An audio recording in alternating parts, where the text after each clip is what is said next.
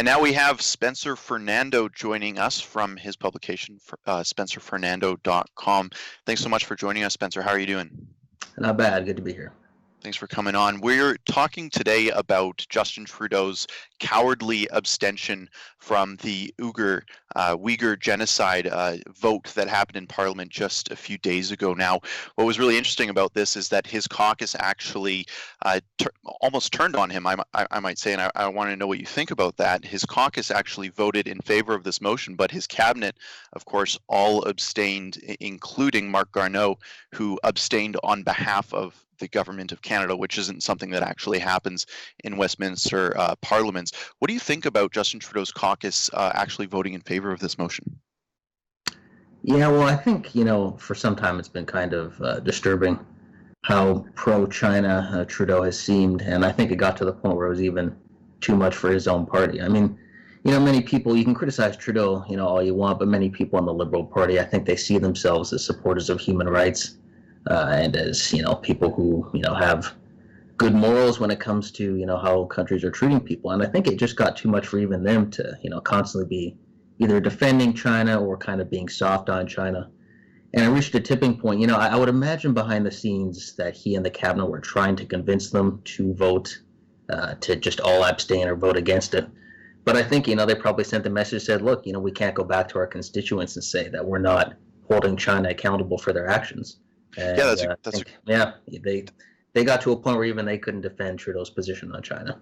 I think that's a great point. And in your article, you actually mentioned a survey that said 59% of Canadians actually opposed that abstention, and that translates to a vast majority of Canadians that are really opposed to Justin Trudeau's position on China. I think across the board, I think Canadians are starting to get tired of this government apologizing for China time and time again, acting like they have the Michael's best interests at heart when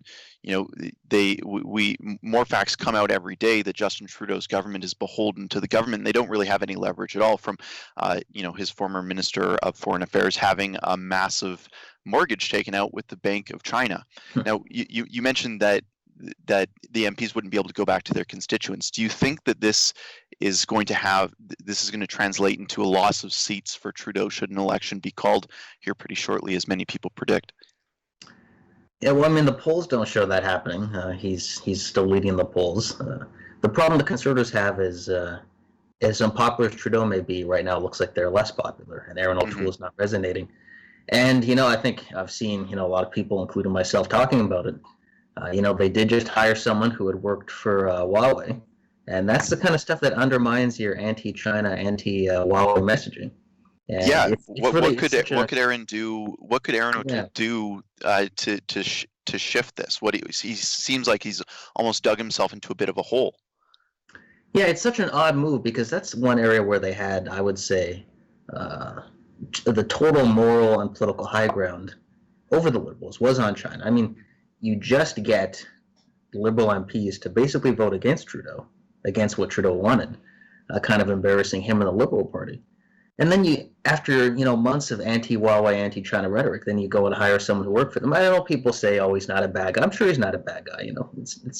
It's fine, but you just messing up your own messaging that way, and then expecting your own party supporters to go and be like, "Oh, well, it's totally different when the Conservatives hire someone from there than if the Liberals did it." I mean, it's just embarrassing to make that argument.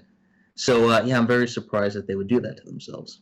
It seems frustrating to me, watching from the outside, how the Canadian government operates. It seems almost like every lobby and interest group and even foreign government seems to be able to, run roughshod over the government and the opposition for whatever issue it is, whether it's the dairy lobby or China. Organizations that just don't have, I think, the interests of Canadians at heart are able to so easily manipulate and sort of have this pseudo control over members of our government and members of the opposition, whether it was Andrew Scheer, Justin Trudeau, or Erin O'Toole. My point being that this individual that he actually just hired, Erin O'Toole, was a former employee of not just Huawei, but also Andrew Scheer. Why do you think this runs so thoroughly through not just the Conservative Party, but the Canadian government and our institutions? I'm not really sure. Sometimes I wonder if it's just there's not enough people who really want to go into government, so you kind of see just a recycling of the same people.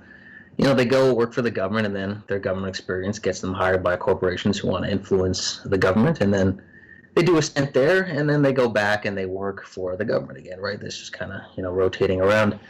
But I think the problem is just the messaging on this one, right? It's just, you make being against China and against Huawei your whole image. I mean, Erin O'Toole said that China's committing industrial espionage. He said that Huawei is a threat to Canada.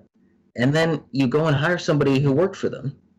And what, you expect people to just ignore that or pretend that didn't happen? It's just very strange. And this is the kind of thing that demoralizes people. And that's the last thing the Conservatives can afford if you look at their poll numbers. Yeah, you're right.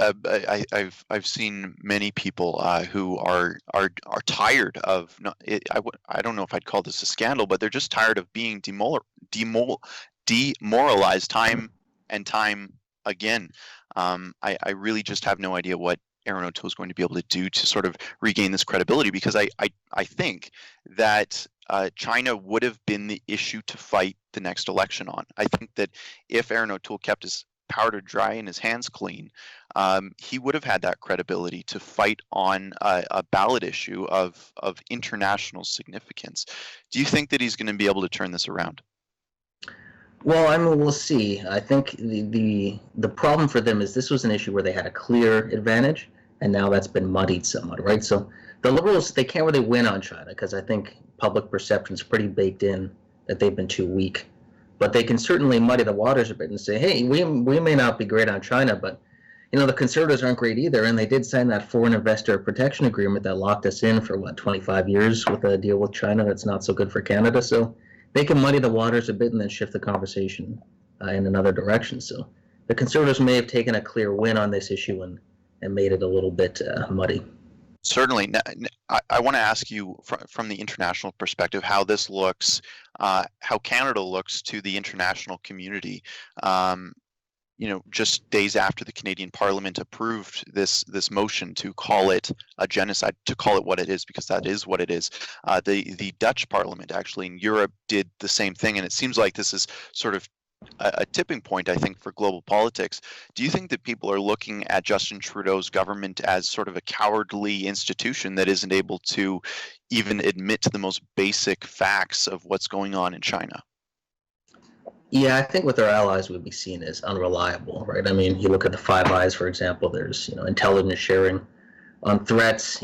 China's building up their Navy massively. Other countries in the region, democratic countries, are trying to build up their militaries as well to somewhat counter China. And here's Canada. I mean, I'm not even going to get into the issues with our military and procurement and all the scandals there, but I think our allies would just look at Canada and say, we seem naive and unserious and not really a trusted partner right now. Definitely. Well, thank you so much, Mr. Fernando, for coming on the Ezra Levant Show today. We'll hopefully have you back soon. Yeah, no problem. That's an excerpt from my daily show, The Ezra Levant Show.